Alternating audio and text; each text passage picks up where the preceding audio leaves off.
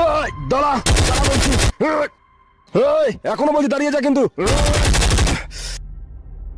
দাদা দাদা আমাকে একটু আপনার ঘরে লুকাতে দেবেন? কেন?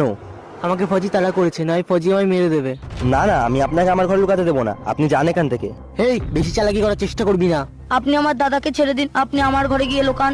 ঠিক আছে, তো দাদাকে কিছু করবো না। তুই যদি কাউকে বলিস তাহলে তোর দাদাকে শেষ করে দেবো। চল।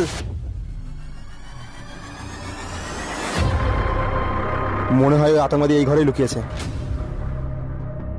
বাবু, তুমি এখান থেকে কোনো আতঙ্কবাদীকে যেতে দেখেছো? না স্যার, এখানে কোনো আতঙ্কবাদী আসেনি। ভালো করেছিস তুই ফজিকে কিছু বলিসনি, তাছাড়াও তোদের দুজনকে আমি এখন ছাড়বো না। ওই পিছনে দেখ, তোর বাপ দাঁড়িয়ে আছে।